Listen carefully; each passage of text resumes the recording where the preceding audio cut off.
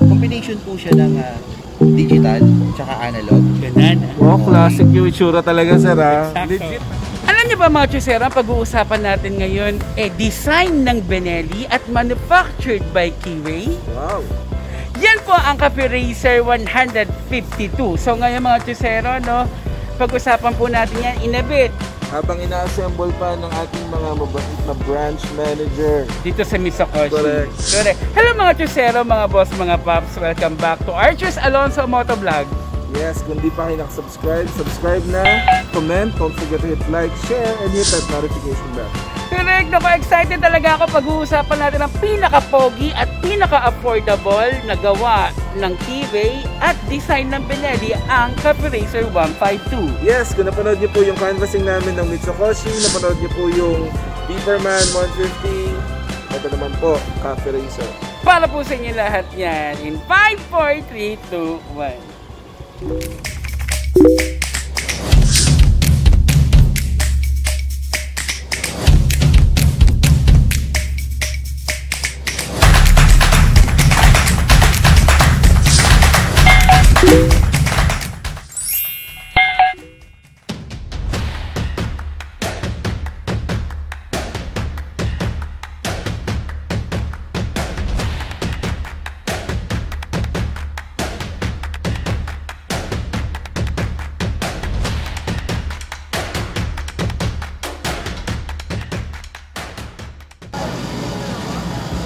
Kaya lang nga, Chusero, sobrang excited ako.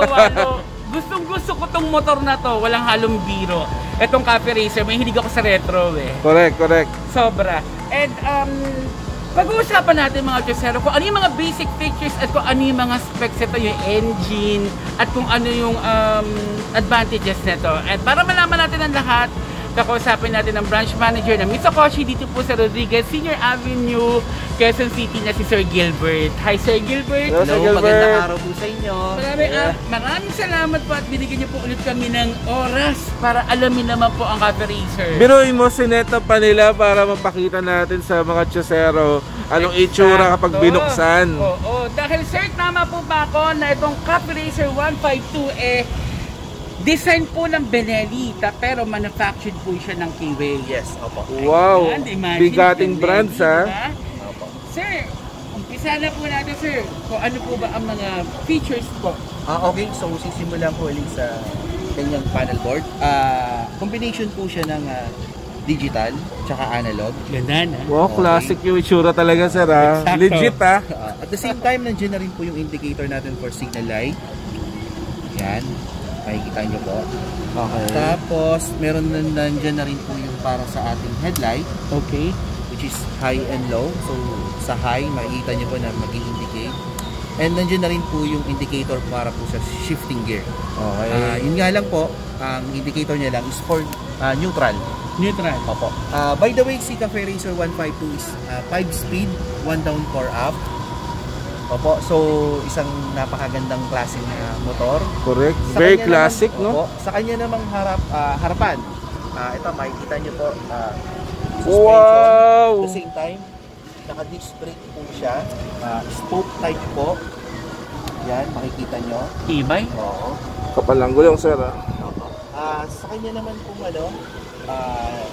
engine is ano po siya, 152. So single cylinder po siya. Laki ng makina, sir, ha? Air cooled po. So ito po yung cambio niya or shifting gear. Ito yung cambio. So ito yung gulong sa likod, which is drum brake naman din po siya. Drum brake po siya. Ayan, makikita niyo po. Ito yung sukat.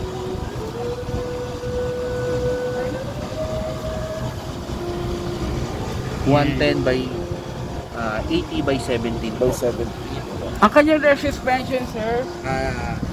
Dual shock po siya ang kanyang suspension. Ang kanya namang fuel tank capacity is 12.1 liters po. 12.1. Opo. And balita ko, sir, Euro 3 to, no? Opo, Euro 3 na po siya. So sa mga hilig pong mag-rides or mag-travel, may advice ko po siya for the long drive kasi nga po sa laki ng kanyang fuel tank capacity. Correct, correct. Pang adventure, sir, no? Lagyan mo na ng saddlebag dito. Pwede ka nang maglayas. Ngayon, kung ayaw mo na may angkas, pwede. Kasi meron siyang cover. At the same time, ipapakita po namin mamaya kung halimbawa gusto mo naman siyang may angkas or kung gusto mo may kasama.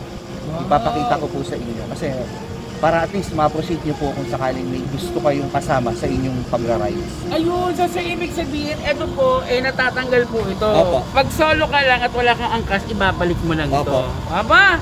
Okay, di ba? Sa mga misis dyan, na ayaw niyang may angkas sa mga mister nyo, patanggal nyo to. Hindi rin, pwede nilagay sa bag yan eh. Parang helmet mo, tsaka ito, lagay mo sa bag mo.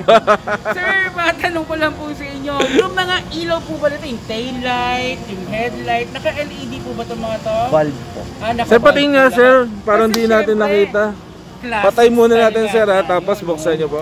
Classic style nga tayo, di ba? Yan. Wow! Nice! Parang ninenervous ako sa presyo nito, ba? Wait lang, tingnan muna natin yung ilaw sa likod. Cool! Very classic to all aspects, sir, no? Sobra. Pero sir, kung tatanungin ko po kayo, ano po ma-advise niyo sa mga may gusto na cafe racer, yung mga beginners po? For me, dun sa mga na-inspired or gusto ng classic type, may advice ko po sa kanila to as a first choice po or maging first choice nila to cafe racer namin. Kasi for me, halos wala ka nang babaguhin pa. So Exactly. isa sa pinakamagandang klaseng cafe racer. At the same time,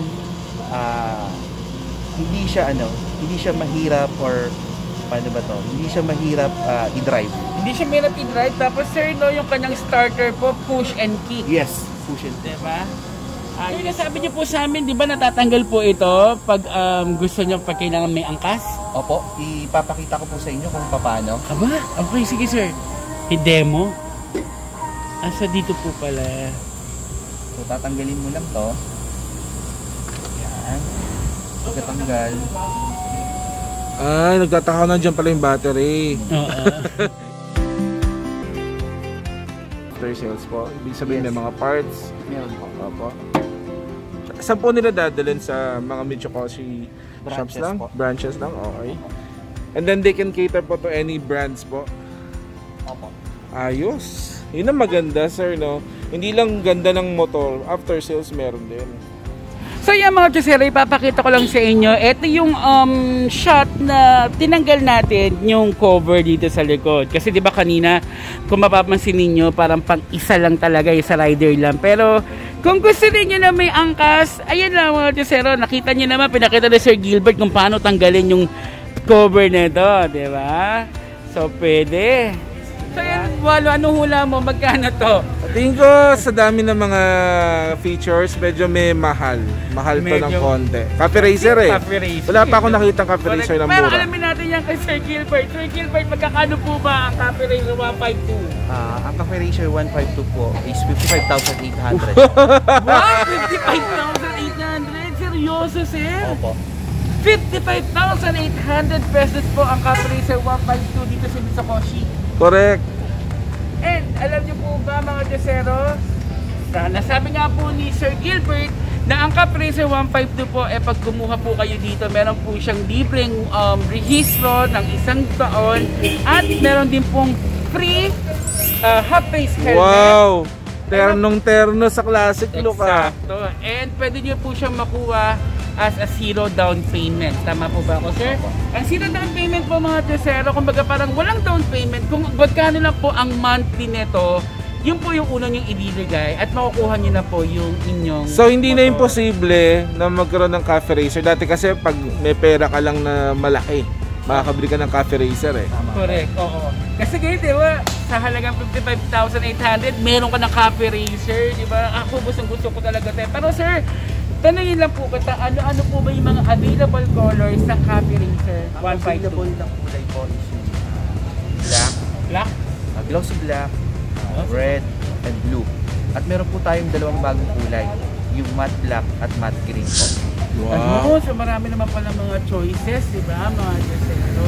Pero sir, lahat naman po ba ng mga pyesa available dito? Available. Ayos. Ayan. Sa mga Chusero, ano pa ginagawa ninyo? Sa mga mahihilig sa mga retro, sa mga classic bike, ito na po ang Cafe Racer 152 dito sa Misokoshi. Ang sabi nga Sir Gilbert, pwede mong gamitin pang kabuhayan, social, pwede mong gawin pang personal. It's up to you, how do you want to use it. But to own a piece of classic like this, very privileged ka at nasa murang halaga, matibay pa. Sobrang lupit. And of course, pwede rin to sa mga beginners. Correct. Ayan mga Chusero, height test ulit. Ang height ni Archus is nasa 5'5". Test niya ngayon kung ano yung comfortability at height ng Cafe Racer. So how was it?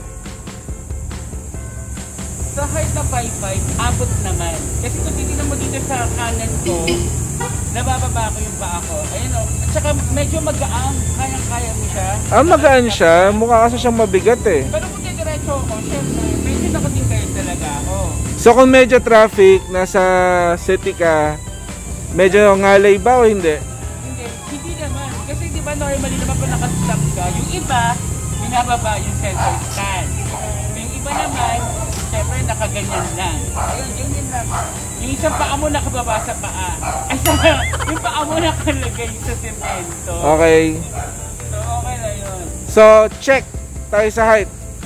Ayos. Pwede sa 5'5". Alright, thank you. At open po ang Misokoshi dito po sa Rodriguez Senior Avenue, Quezon City, Monday to Sunday. At may social media 8:30 page to din sila. Papost natin dito sa page sa content na to para ma-reach out sila through social media. Sobrang ganda. Ayos. Sobrang ganda. So, ano na? Maraming magpapasalamat na tayo kay Sir Gilbert dahil pinalong kanya po kami. Salamat sir, naging busy kayo na. So, thank you rin Miss Akoshi for allowing us. Hanggang sa susunod na vlog, mga Chusero.